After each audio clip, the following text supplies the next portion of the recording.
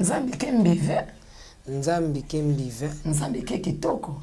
Nzambi kembote. Nzambi kembote. Nzambi. Bon, saba na kimuna. Ezapo ndo ya poto. Moi ko katani. Na katani te. Made po katani nzima kaka toke na apocalypse. Saba. Bampangi na munu.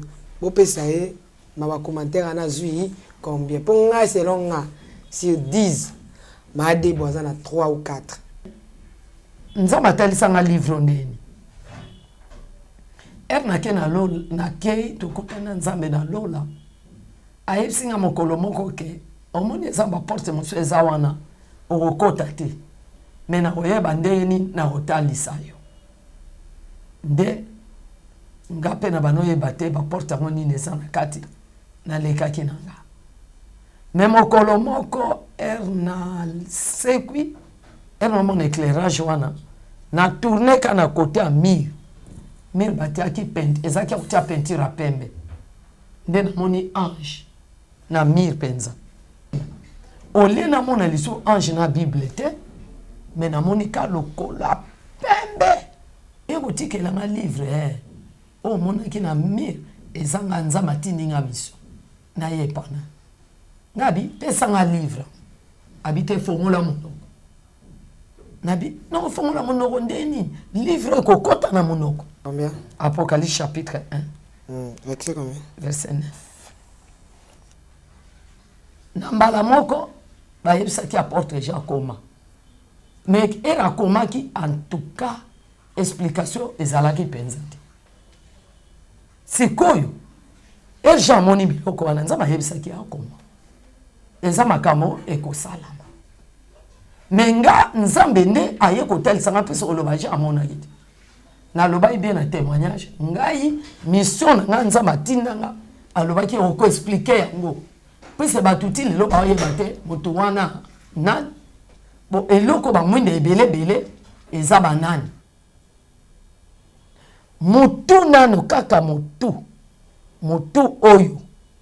C'est-à-dire aza moto oyo aza na puissance, aza na force, aza na intelligence. Et puis aza na sainteté suki ya pembe.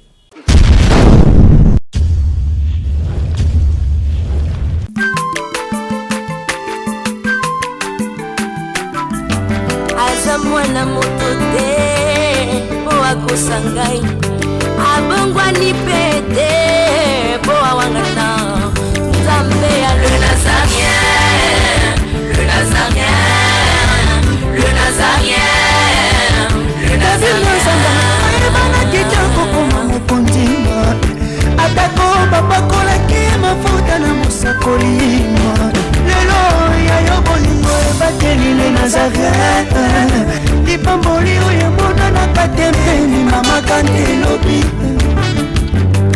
kolapie mapapu masope mafuta tokokesitana longo na nzambe oyo babenga na makomi. C'est par l'abondance du cœur que la bouche parle. Shalom chez vous, bien-aimés dans le Seigneur, très chers internautes. C'est le moment Tiffany devant vous dans cette émission Table Sainte, une émission qui vous bénit, qui vous fortifie de la part de l'Éternel, bien sûr. Mais nous recevons beaucoup plus les hommes de Dieu autour de ces sujets importants, aussi très capitaux. Aujourd'hui, je suis avec Maman Déborah. Je pense que le témoignage a été déjà clos. Donc c'est fini avec les témoignages. Maintenant, c'est l'Apocalypse. Qu'est-ce que Maman Déborah a vu par rapport à la parole de l'Éternel? Remande, rema, logos, nde logos. Ah, Maman Déborah, linga panza biso mitou. Ah, Maman Déborah, linga fongola biso mémoire, comme dit les Kinois. Ah, Maman Déborah, yo autant Apocalypse ou interprétant selon yo. Topé selon le Saint-Esprit. Ok. Mais Maman Déborah, zo pèse Apocalypse selon oya monaki na lola. Tobengana. Na boyi muto so landi apozo ya koloba na bato balobaki nini. Ebandaki ndenge nini. Boya awa toyoka. Ba pasteur.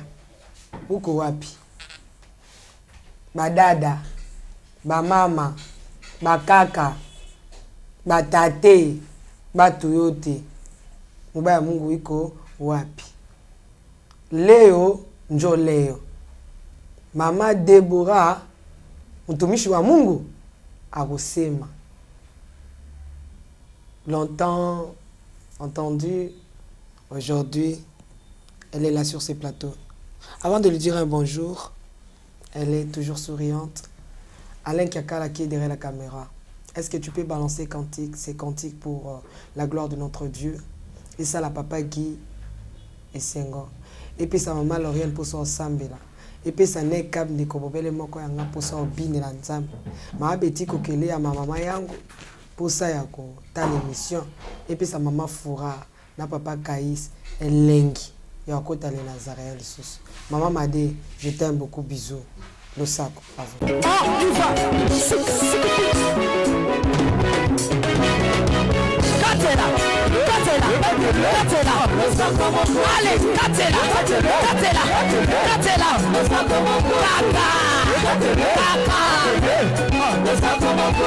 Yambalo ya taba pasteur bakokata. Allez, Katela.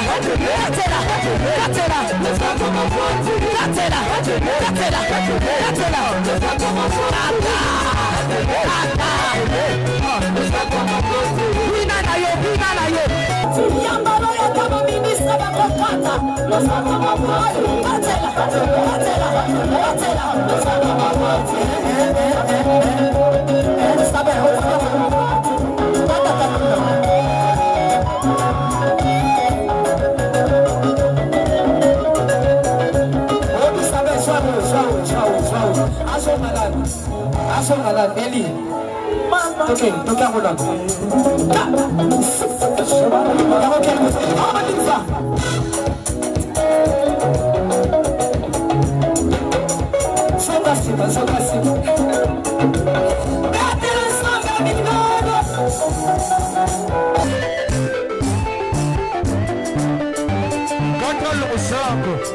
Nazokatela nzambe losako na sesiko. Nazokata losako siko kuna. Nalingi nakatela nzambe losako. Losako awa. On y va. Allez, katela. Allez, tozosonga siko, tozosonga. Tikela katela.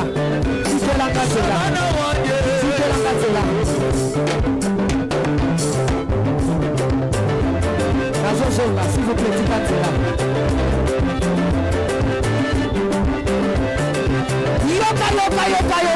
Yoka. Olingi lipal. Olingi kopot. Olingi mosala. Kona nini?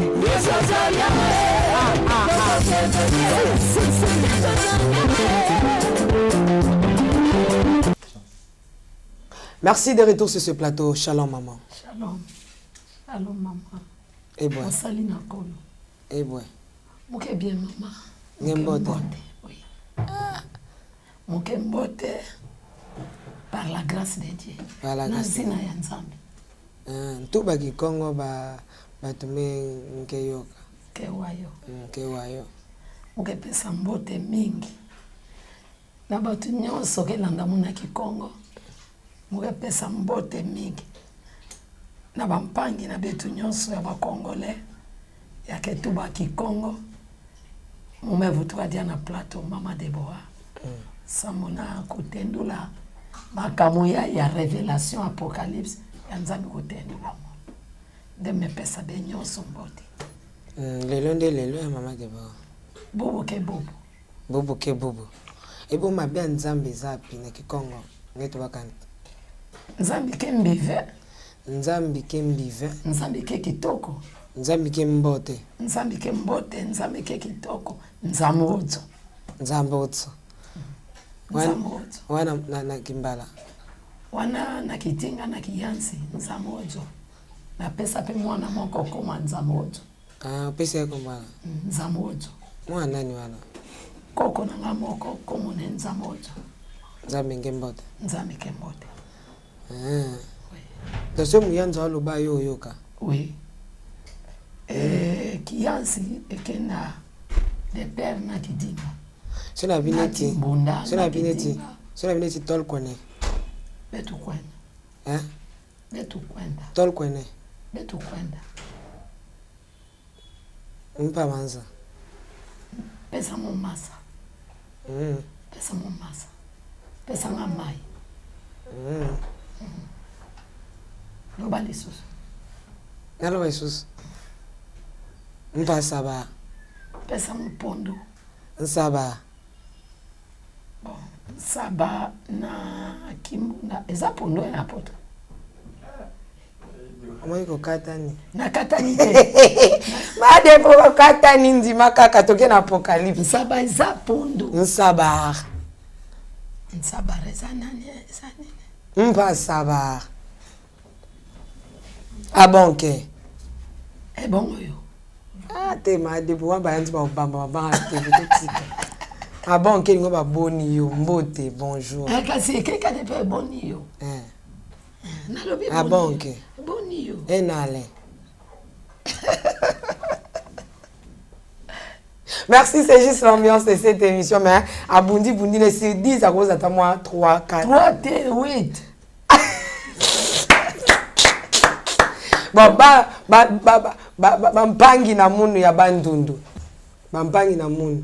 Bo pesa e, ma commentaire na zui combien. Pour nga selon nga, sur 10, ma déboisa na 3 ou 4. Cela na professeur même na pesa 3 et demi. jamais Oh, il lève à dénier moko kaka. so na bosana eloko moko Et bon, manzil. yo okomi compliqué koloba ki yanzi moko oyo ezali ya bakoko akala Ah. compliqué ngai Na compliqué pour akoko karate. Bon,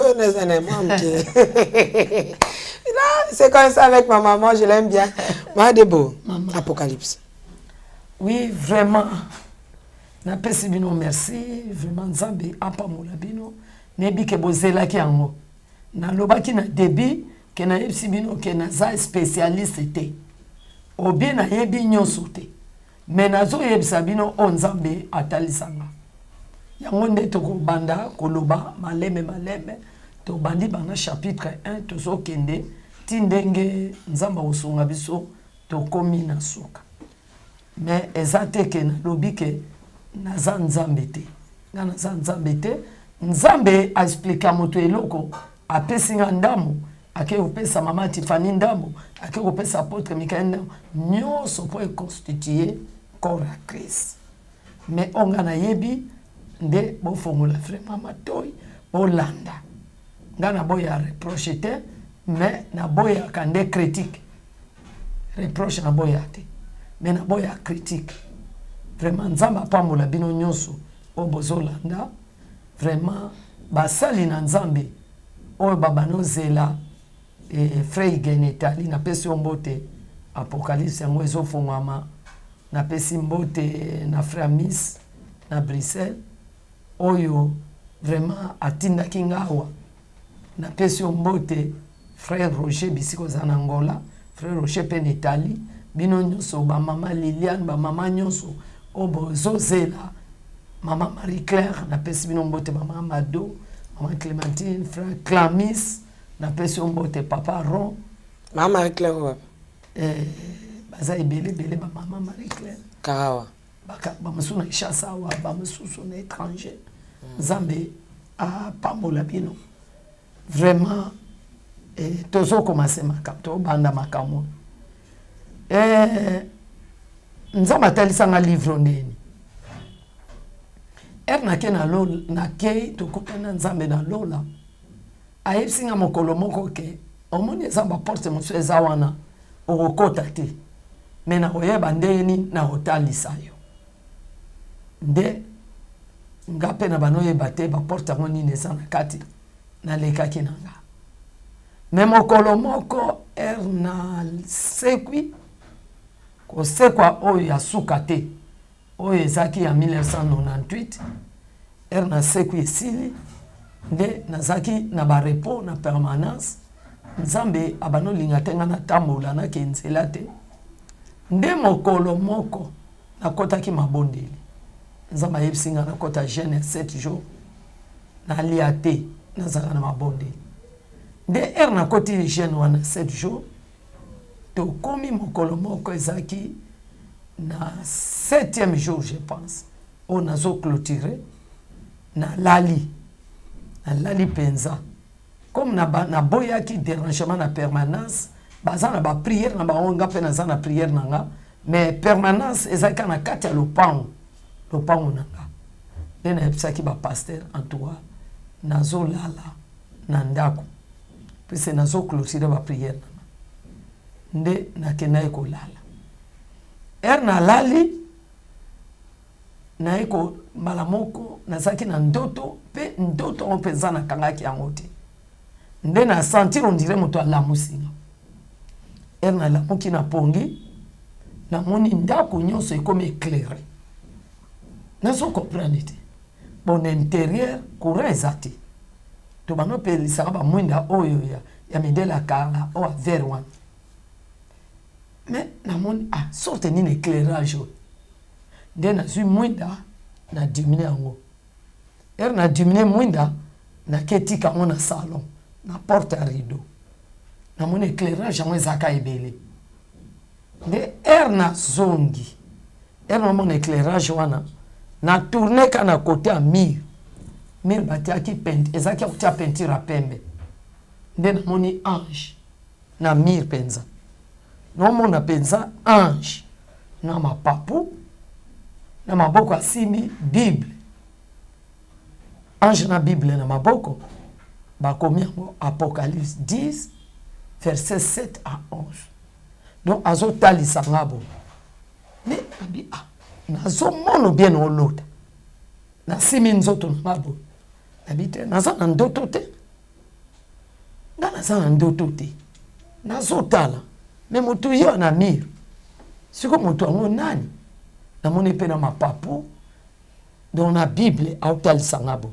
on dirait aopesa nga natali ye mpe nabi motu te makambo nini omona nde nabimi na chambre nazalaki na traverse nake na chambre ya bana nalamusi bango baye kozonga naye kozonga nakezwa bana olie namona liso ange na bible te me namoni ka lokola pembe on dirait lokola ngo eza na mai ezokatisa dese wana emonani nayebisi bana nga na bi te nga namona mpenza ange na mire na bible aopesanga bakomi yango apocalypse chapitre 10 verset 7 à 11 siko oyo naye komona liso ekomi lokolo ndenge nini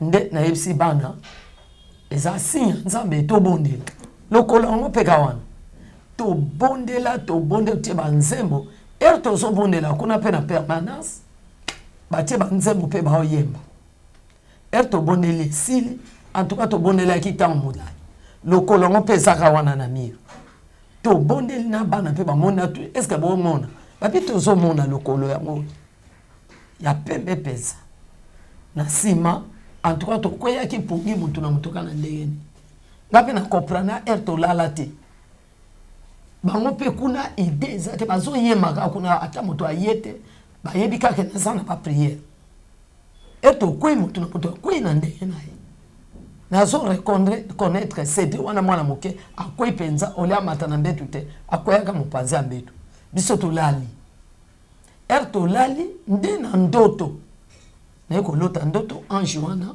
abi nayeki kotikela yo livre oyo nabi oye kotikela nga livre oyo omonaki na mire ezanga nzambe atindinga miso nayepana nabi pesanga livre abi te fongola monoko nabi fongola monoko ndeni livre ekokota na monoko alobi ekokota azala na kondima mbala moko mpe na fongoli monoko na fongoli monoko nde azwi livre yango akotisinga livre ekoti na mbala moko livre wana ekoti naza toujours na ndoto livre ekoti ayebisinga ndenge omeli livre oyo eza na periode okosanza yango abini okosanza yango lisusu abi okosanza livre okosanza yango siko na comprendre te mbala moko nasutuki na pomi na surtout ki na pongi nde na yoki monoko na nga on dirait na leloko moko boye on dirait bien te on dirait monoko pensa bien te na bondelaki nzambe tongo petanaki na ke ko expliquer ba pasteur na bi no sentir monoko na nga bien te nde bazwaki pe na pesi pe verset yango wana pe no yeba na nga ba bible te na yebi pe koteya te na pesi ba nabi ezaki akokoma Apocalypse 10 verset 8 à 11 nde bapase pe batangaki yango batangi nde après quelques jours ne kolota liso ange azoyebisanga omoni livre bapesi yo bondela mingi bana kosambela mingi bana komedite pe bible mingi nzambe akobana koexplike yo makambo oyo eza na kati ya Apocalypse nebi te mama soki tokotanga nano verset yango mpe soki elingi oloba Apocalypse chapitre 10 verset 7 à 11. Et bien nous dit mais qu'au jour de la voix du septième ange, quand il sonnera de la trompette, le mystère de Dieu s'accomplirait, comme il a annoncé à ses serviteurs, le prophète. Et la voix que j'avais entendue du ciel me parla de nouveau et dit. Amen. Amen. Donc, elle va y nakina ba passer batangi linga. Elle batangi nde na koma iko bondela bingi. Nazo bondela okomoko nzamba bimelinga. Chez bimelinga alobi méditer mokanda o Apocalypse mingi na obana ko expliquer yo makambo eza na kati. Okay. Nde ngape na banai ko méditer. Nde mokolo moko za mabimelinga ayebsinga zwa kaye. Na bimisi pe kaye nanga na zwi kaye na big akomo dictenga. Era zo dictenga nga na okoma. Soki alobi nga na komi. Soki alobi nga na komi. E koma ki me mata na moyi boy. Soki na yoki alobi zwa kaye. Nga na zwi pe kaye na komi. E na okoma okoya bo ata obujenga.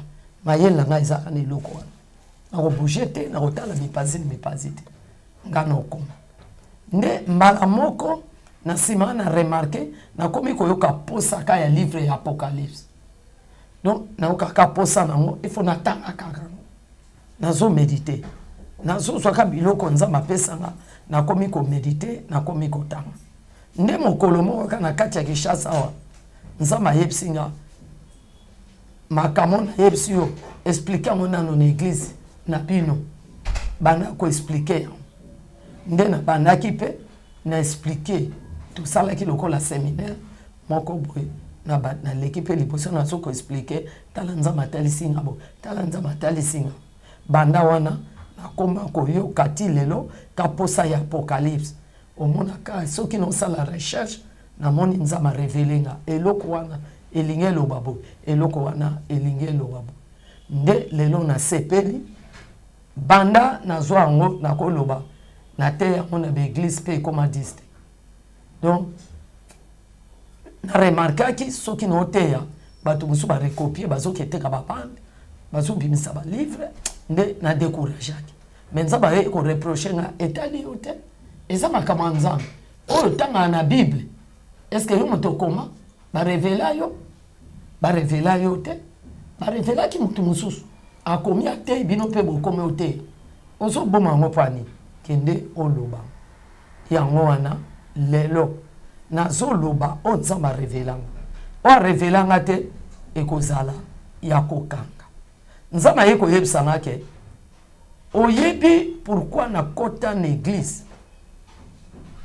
na tanga mokana Luc 4 verset 18 wana tina 20 yo est-ce que bozola la cérémonie o esalamaki na bien salamande abi na koti na kati église na zwi bible buku na bango monene wana na tangi na zo tanga esili na ye kozwa olie na garder na zo sango na pesa na tangaki ezaki na mesa nazwi yango na bandi kotanga na tangi na sisi normalement na kozongisa yango na mesa mais nazongisa na mesa te nazwaki napesaki na nani na baserviteur c'est-à-dire nalinga koyebisa bango boye mokanda oyo ezalaki akokangama eza nini efungwami bino boti kokontinue mosala eza bato ebele balobi eza fermé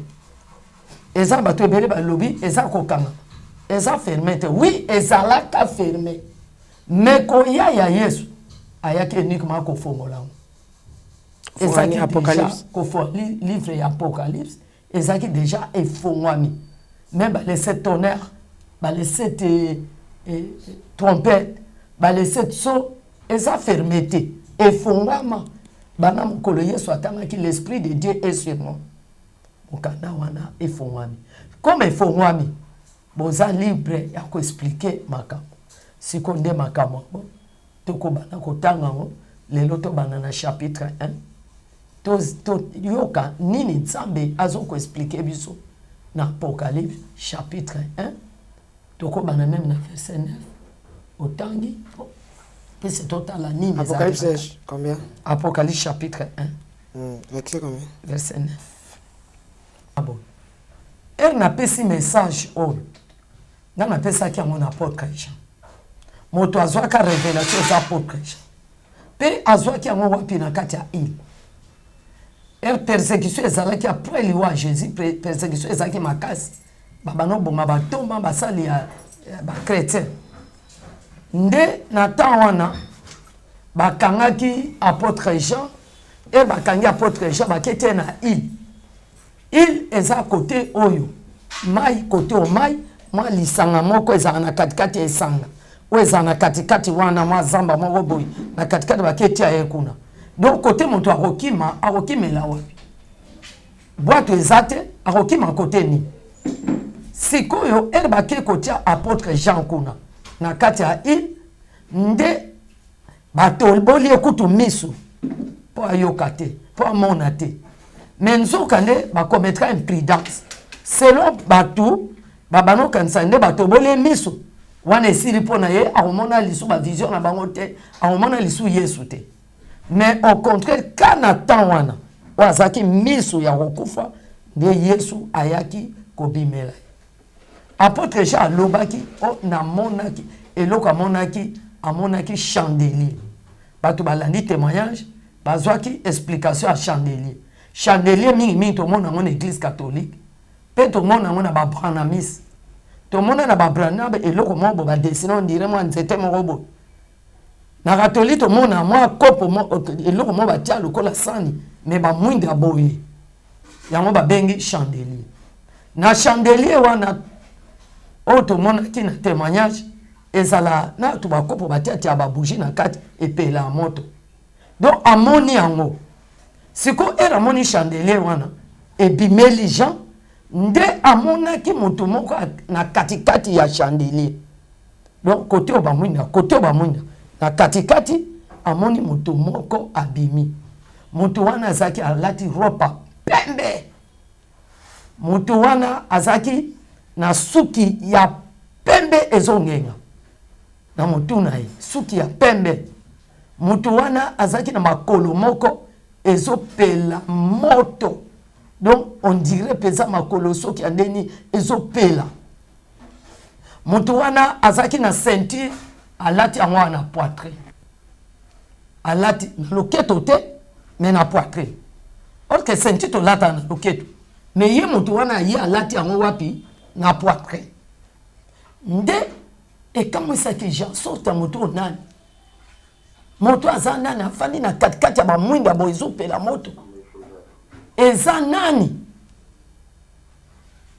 na mbala moko bayebisaki apôtre Jean koma mais era akomaki en tout cas explication ezalaki mpenza te sikoyo Jean amoni biloko wana nzambe ayebisaki akoma eza makambo ekosalama mais nga nzambe nde aye kotelisanga mpe soko loba Jean amonaki te nalobai bien na témoignage ngai mission na nga nzambe atindanga alobaki oko expliquer yango puis c'est batuti lelo ba yebate moto wana nan bon eloko ba mwinde ebele eza banani nzamba yeko yebisanga omoni ka mobima chandelier eloko zo mona chandelier o eza ba mwinde oyo bazo benga ngo les 7 églises l'église 7 eza bato ebele ba oloba ba église eza ebele na mokili bon église en 7 eza nini c'est que nzamba yebika ba église tel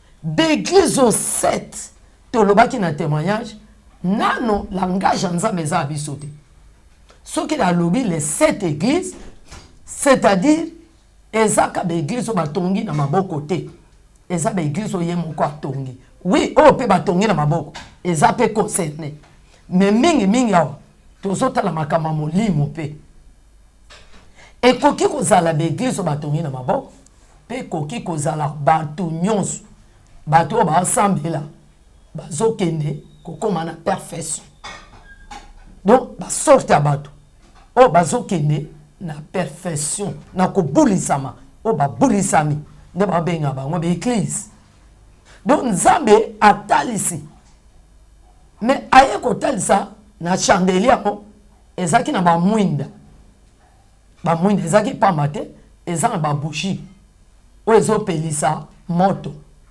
babougie oyo epelisa bamwinda oyo les 7 lampes les 7 lampes eza ba 7 esprits les 7 esprits eza ba serviteurs ba ministre de Dieu o bato nzama tie l'esprit na ye na kati na bango donc na kati église nzama poni ba ministre wana azui esprit na ye atie na kati na bango eza ba mwinda oyo ezopela yango moni même na témoignage ya maman de Boa et na koma na trône de Dieu na moni ba mwinda mo liboso a Jésus mais Jésus abanota la mipanzi na mipanzi te miso na ye eza fixé na nini na ba mwinda et miso na ye eza fixé na ba mwinda c'est-à-dire na minute espoir na ye eza na basali na ye po bango de batiki atikeli bango musala baza ba mwinda o baza na kati ya l'église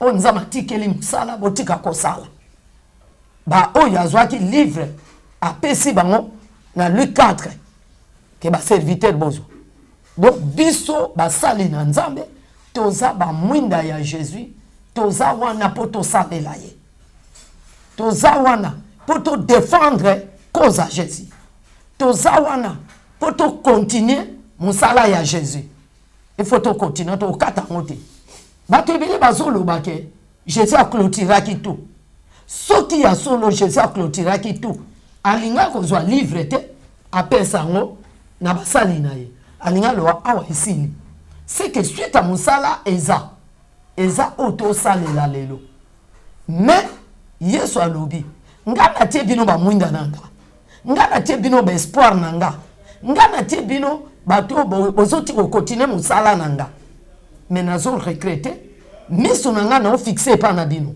espoir nanga eza pa na bino mais nazo regretter ti lelo bozo sala musala lolenga nazo linga te or que ba mwinda wana bazaki attaché na kati ya chandelier no ba mwinda wana eza banani eza banganga nzambe pe mama uti otangela biso ke bamonaki mutu moko na kati ya bamwinda donc avandi na kati mutu ango o avandi na kati eza nani o alati robe ya pembe o aza na basuki ya pembe o alati ceinture na poitrine baninga balata na loketo na témoignage à maman de Boa bayebisaki maman de Boa alata ceinture na wapi na loketo po jipe bouchete mais pourquoi oyake lata na tolo oli alata na loketo ata lelo soto moni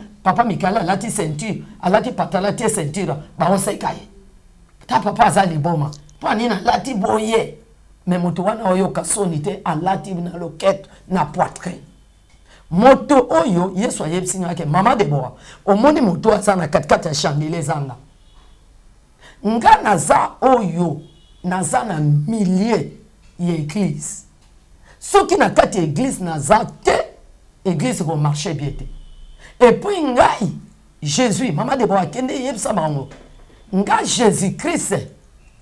Nga na tamola kana millier. Pour nani, pour miso na beta. Na otala côté, na otala côté. Naza na katikati. Naza mokonzi ya église oyo.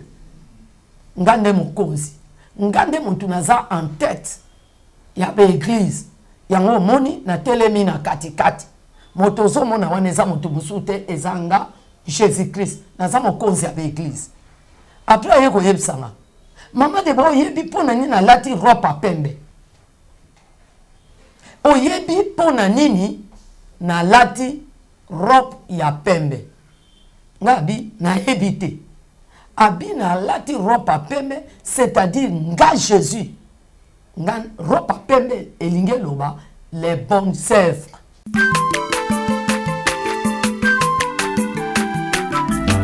Aza mwana moto te po akosa ngai abongwani pete po awangana Nzambe ya le Nazarien, le Nazarien, le Nazarien, le Nazarien. Ebana kitoko koma mokondima atako babakolaki mafuta na mosakolima lelo ya yo bolingo ebateli le Nazareth lipamboli oyo emonanaka tempeni mama kandi elobi koleke mapapu masope mafuta tokokisika na olongo na Nzambe oyo babenga na makomi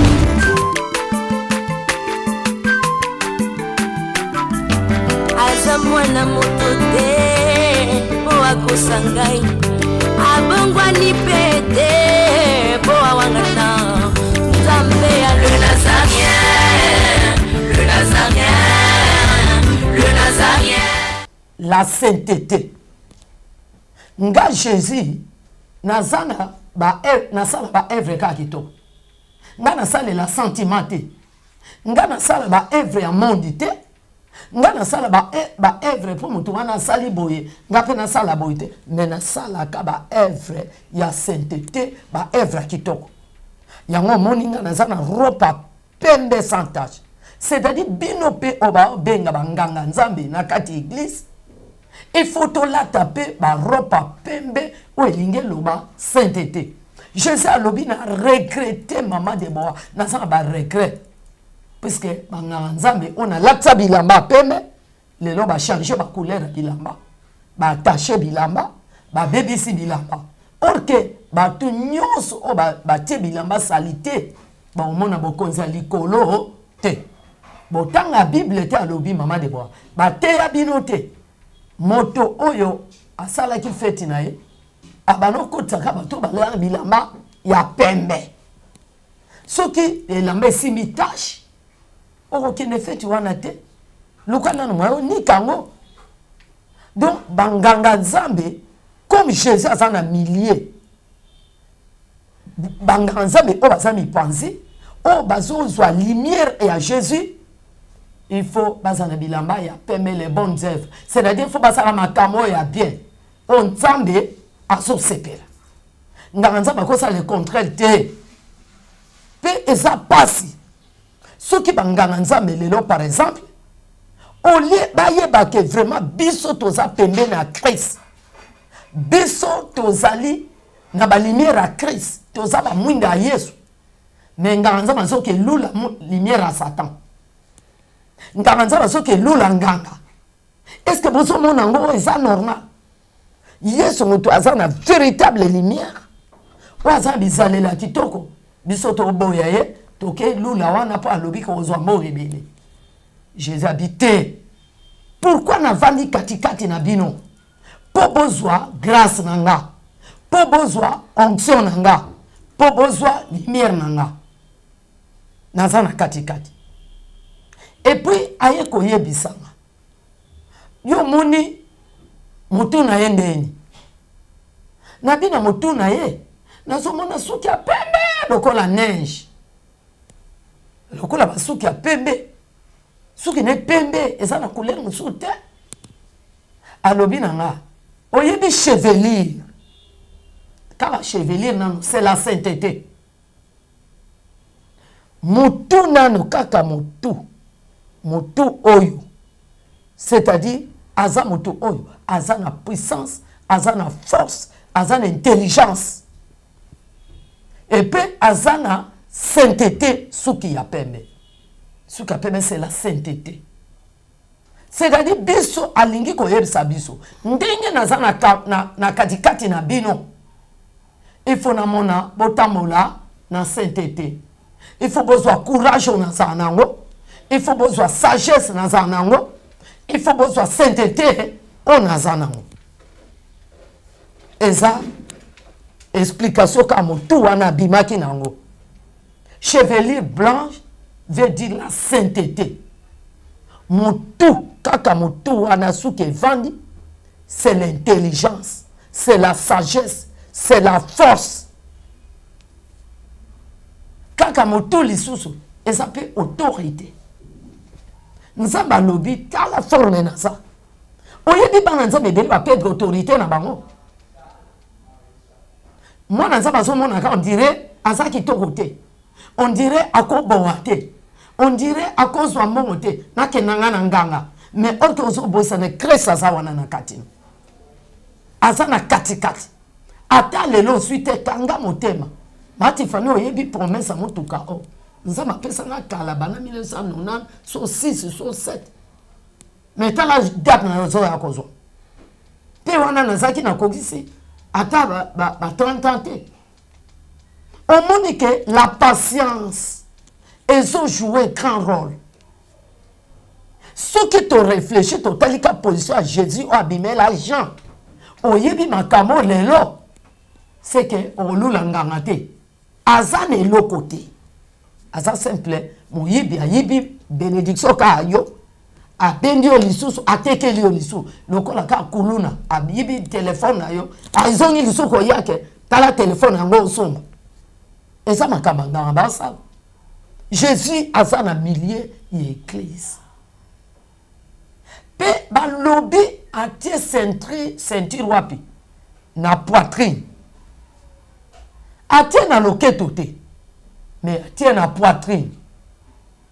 Omoni ereza na loketo awa sentir na la vérité bon solo batie na loketo pour ba kanga penza boucle makasi la foi mais turo atie wapi awa na loketo or que so totali na nature mama o aboti so kalinga mema mwana na ye atiaka pe sentir awa maman, au moment où abakangi elamba moko e ba sako deux zaki ebimite bakanga elamba moko ale ba tie singa boy ba tie singa azu mwana nyasani akotiye ceinture o mama kangi na loketo mwana ko bouger mwana ko kweya te awa bimi na ceinture na loketo te awa bimi na ceinture na poitrine po nani na bimi na ceinture na poitrine po atia église na ye na tolo atia banganga nzambe na tolo do banganga nzambe baza na tolo nzambe yo moto sala jo ke lula marabout oke lula magicien à partir à lelo yeba ke erosa na kati ya bonzambe ozana tolo anani ya Jésus oyebi mama Tiffany même na témoignage na bossa na eloko moko na koma ki mokolo moko ezaki soki 6e jour nzama bi luka elambaka ya sika pièce na yo na ndako ya sika katango biteni mibale ngape na kezwa pie liputa sika ka moko ngo obakabelanga na ke katango biteni mibale abi kanga moko boy na poitrine ngape no yeba te zani na camion na poitrine abi lekisa moko boy ngape na lekisi abi zwa bébé no kotisa yi nga na zui bébé pe na kotie na po moto balobi na nga troublé akoma pasola na nini bilamba nga di na troublé te zanza mazo yebisanga na sabongo mais nga na yeba explication te bakomi koganga omoni to lo bo troublé olobi te liputa sika Mais nabi nzama yebsinga ko zwa ya kalate zwa ya nini ya sika. C'est-à-dire pour nani ba yebsinga na kanga liputa ya sika. Soki olingi Yesu ate ona tolo, il faut zana bisale la bien. Liputa balobaki ya sika. Les bonnes œuvres. Ozo kanga ceinture na yo na poitrine. Yesu akangi ceinture na poitrine pour ate église. C'est-à-dire même ba pasteur lelo. Bozo kanga ceinture na poitrine pour garder l'église, pour garder bandimi. Mais lelo ba serviteur ba komi. Donc non là ta ceinture na ngaka na loketo, mais église otie wapi. Ceinture na loketo eza mabete. Ezali vérité. Boucle au kangi c'est la foi. Mais comment ça n'a été qu'il faut sentir la poitrine. Il faut garder ma brebis. Comment ma baronne a tolo. Bible écoute lobby. Et hier soit koufité. Bino batobo yebi Bible. Puis c'est naïe sabina zana nga prophète. Naïe ba Bible te. Bino batobo yebi Bible n'est-ce pas bon le banquet. Bote abiso bino ba passer bo yebi sabiso teke. Yesu chaque fois abanozwa Jean apôtre Jean atie na wapi na tolo. So balali atie na tolo. Eza bato ebele ba contredire que abano tie bongo abano sala ye mabe abano sala masum te abano tie na tolo ko yebse ke oza église okozala obimana tolo na pai peka même poitrine eri yesu akufi na ekulusu oyebi ke mama eri babete ba sete na makolo yesu aganga te eri babeti ye na maboko yesu akangi te ekoti azulu akoti ba sende na motu a lelite a supporter mais eri baye ko bete na lupanzi agangi c'est-à-dire panzi oyo poitrine eza bisika yesu abimisi église eza bisika aboti église ya omoni alati ceinture na nini na poitrine place à bomba église na ye place à bomba ka ba chrétien na ye eza na poitrine donc eza bongo zela ba rolokelo verset bibi atanga moko so na silisi en tout cas nzambe apesa moto ko bloquer ba verset biblique na lia ba kiti na ba mesa atanya ukondoko na mona yo na chayo na mwamba la minute on a 4 à katikata saki ya fufu. Oui, allô Escoti, bonjour. Boni. Et l'autre côté, et puis qu'il y a mon bureau à travailler tes micros. Donc dès que tu as un galère à niveau 0. Tout ça là, boy. Moi il n'a pas un bon vraiment mingité. Mais nazo chez la bino, moi mon tio n'a pas un agence mon boy Nazareta. Sarita qui dit sérieux. Oh. Maman, comment est bon donc yo pe ça au fouti mbongo kuna partir à poto biso to ya to jibilo. Na bengi ya Scotty. Agence moi ifungami comme na Nazareth. Na kufie. Agence lisusu. Donc ça sou mulongo kuna. Pendant cela sou. Kuna iza mamba mulongo te. Ye si fouti mbongo kuna partir à poto biso to zoke ko récupérer biloko oli. Ah tika boyeko. Yiso mona makama bongo na monte. Bat pape si mbongo kuna biloko récupérer biloko oli na agence. Ezalaka. Mais moi bandi. Maman, dès qu'il a yebi singai, mais na limité, na lingina mona ki mona beso, poli kambaboye, na monde na ne salamate. Maman, yebi sangai. Ba pesi mbongo kuna, biso to récupérer biloko kolia awa. Ya solo boutique Nazareta, ezali boutique ou ezali à distribution de produits alimentaires. Ah! Na sali poto sunga, bandeko oyo. Même ba oyo bazana na peu de ressources comme les voyez des bandes de bazana niveau qui chasse même avec un petit rien. Donc à partir à $10, $15. Donc si vous avez un bon côté, nous devons na pota ko sunkayo, a ozuka biloko kolia. Eh maman Nazareth nzamba pambola ya ba se mikole belé awa na sena mokili. Et bongo awa tuzawa poto yeba adresse awa. La boutique Nazareth a été ici à Kubungate, Toza Sir, avenue Monkoto numéro 1, direction Elengesa. Face à face na église catholique Saint-Vincent. Ah, direction Elengesa, Monkoto numéro 1, à face à l'église catholique Saint-Vincent. Ah, Saint-Vincent d'école. Bon numéro de téléphone, vous allez monter. Déjà, vous avez on a 3 numéros pour Paris, vous avez un numéro pour la Suisse, vous avez un numéro pour la Suède. Ah! Non. Nazareth, nous allons la Congo Sili. Julia, nous allons kangisa kia fufu. Il y a modé, il y a un foufou. Oui, pour la Nazareth, tu as un système en bimbi, dans Bongo Shingo. Bon, ok. Vous allez Silio. Ça, c'est du sérieux.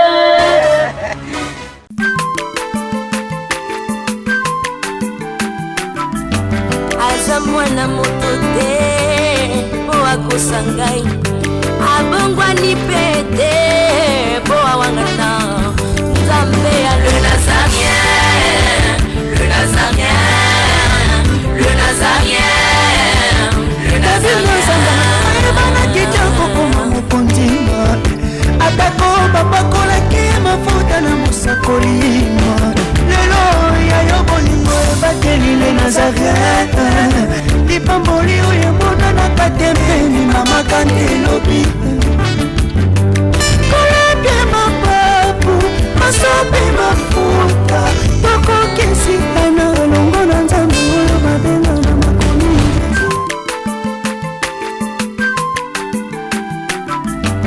aza mwana moto te po akosa ngai abongwani pe te po awangata